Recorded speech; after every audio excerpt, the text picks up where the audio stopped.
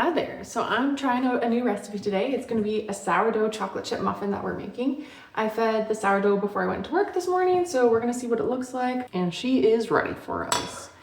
It's real bubbly. I have tons in there. I definitely didn't need this much. I don't know what I was thinking this morning.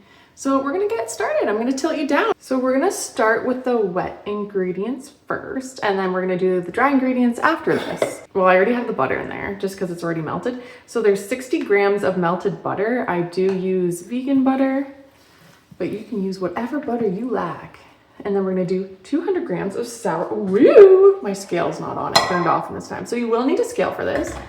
I'm gonna just turn it on and we're back. So we have 200 grams of sourdough going in. You can use discard if you want, or you can use bubbly active sourdough. I fed it this morning so I could have some bubbly active. Wow, okay, 200 is quite a bit, so it's a good thing I fed it a lot. So you want 200? I have 209 per usual. Not following exactly how I should. And then we want 2 eggs.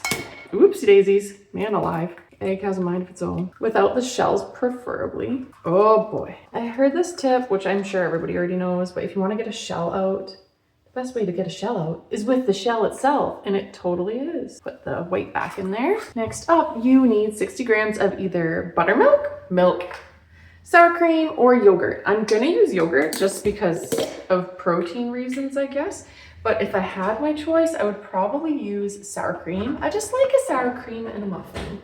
Don't know why, but it just feels yummy for some reason. So we need 60 grams of the yogurt. We're good to go. Zero that out again. And we need 5 grams of vanilla. So I have real vanilla, not pure vanilla extract, not the imitation stuff. So we're gonna throw 5 grams in, but you can use the imitation if that's what you have. Got 6, but you're supposed to do 5. All right, so that's done. We're gonna take this, put her aside, and we're gonna stir this together a little. Loosey-goosey. And then for the next part, you're gonna need another bowl, and we're gonna have our dry ingredients go in here. So I started off with the flour already. So it's 170 grams of flour. It's just all-purpose white flour. And then next up, we're gonna do 50 grams of brown sugar. And I always go with dark brown sugar. I don't know why. It's just what I've always bought. Helps when you pour it out the whole side. Got 50 grams of sugar. I do try to be a bit more exact on the sugar or do less sugar in recipes. And then you're gonna want 50 grams of other sugar. So I just use organic cane sugar. So I got 40, but it calls for 50. And you could totally do the 50. And then we're doing 6 grams of baking powder. It's just a selection baking powder, nothing fancy. Get our 6 grams tapped in there. This is a good one to do by spoon so you don't overdo it. And salt, oh, salt's a good one too. Hello. There we go, we got 6 grams. And then we need 5 grams of salt. Just got some sea salt here, come on. Okay, we got our 5 grams in there. Accidentally went to 6 at the end there.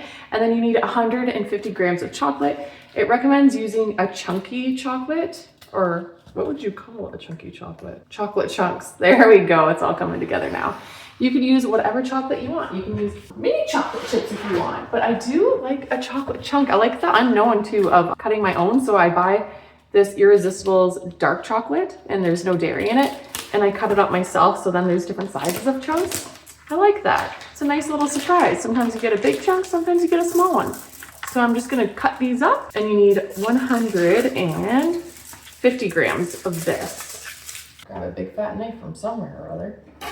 I don't love this knife, but I guess it's the knife I'm gonna use. I don't know what 150 grams looks like, so let me throw that in there. So that's only 55. So we're gonna need a couple more sections like this. There's no rhyme or reason to my cutting. Oh my gosh. Oh, man alive. It's just kind of like a Hot Mess Express. And I like the little flakes you get too from cutting, like a little chocolate shaving in there. Anyway, so we're gonna throw this in, zero it out again because somehow it's at -5.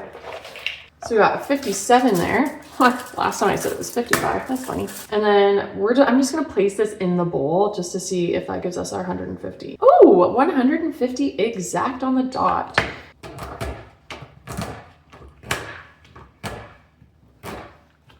Cool, we got some massive chunks in there. Got some little chunks, and we got some shavings. Just the way I like it. Whoopsie daisies. I really like these Pampered Chef cutting boards, but things on them go flying everywhere. And then when you're cutting on plastic, little plastic parts break off and it's probably not good for you. But I do love them. So next we're gonna add the wet ingredients into the dry, but I'm just gonna give it a little stir first. Make sure that baking powder gets nice and mixed up in there, so nobody has to take a clumpy bite of it. Okay, so we got that mixed, and then we're gonna just toss this in, but you don't wanna over mix, so you just wanna mix until it's mixed and then stop. So we're just gonna stir or fold, whatever you wanna call it, a little bit of both, just until the flour disappears, and then I'm definitely gonna stop. I think that looks good. So I'm just gonna make sure everything's away from the sides and everything's just nice in the middle together. There we go. Oh boy, come on. Why I oughta. Okay, don't break this. Do you need things I break? Tripods, everything. Woofy. That's a tight grip on there. Okay. Are we back in action yet? It's like nothing happened. So the next step would be you're gonna put the oven at 350 degrees, but I'm actually going to cook these in the morning instead. You don't have to let this sit overnight, but I do like doing that with my sourdough when I can. So you can cook them right away, or you can let them sit. So I'm gonna put them in the fridge overnight covered. And then in the morning time, I have the oven preset. So as soon as I wake up, the first thing I'm gonna do is pop these bad boys in the oven while I'm in the shower. It's amazing. I totally recommend these for muffins, like a silicone one. You don't have to use like a liner this way, and they pop out so nicely. When they're all done, you just push them and that's it. They're amazing. There's no knife involved. So I do love those. And another option I love is if you are gonna use a liner, these parchment paper ones, they're non-stick. I just discovered them like a month ago. Life-changing. You know, sometimes you make a muffin and you're ready to eat it, and whether it's cooled or warm, and you go to peel off your little muffin, what is it called? Liner? Cup? Whatever. You peel off your little cup and it's sticking to the muffin. It's taking part of your muffin with it, and you want to eat that muffin. There's none of that with this. This is amazing. It's just as good as this. Like, I don't know which one I prefer. Depends what you want to hand people, a naked muffin or a cupped muffin. So I will see you in the morning after I cook these muffins. All you're gonna do next is put them in their tin, oven's at 350, and pop them in for, I'm not sure how long. I'll tell you tomorrow. Okay, so we're back. I cooked the muffins at 5:30 this morning. I took them out of the fridge, I put them in their little muffin holes, and I cooked them, and I didn't get 12. It's supposed to make 12, so I got 8. I like a not so measly muffin, so I like them to be like more full rather than kind of empty. So you're supposed to cook them for 20 minutes. I did about 27, probably because they are thicker. And I just took them out once I started to see the edges browning a bit. You can see them there. And then I stuck a knife in the middle just to make sure. It's kind of hard to tell because there's so much chocolate, but I'm just gonna pop these out now. They've been cooling for probably like an hour. So when you're ready to take them out, you just push them like this and they come out so perfectly. Just my favorite. And here, oh, there's the bottom. Here's a muffin.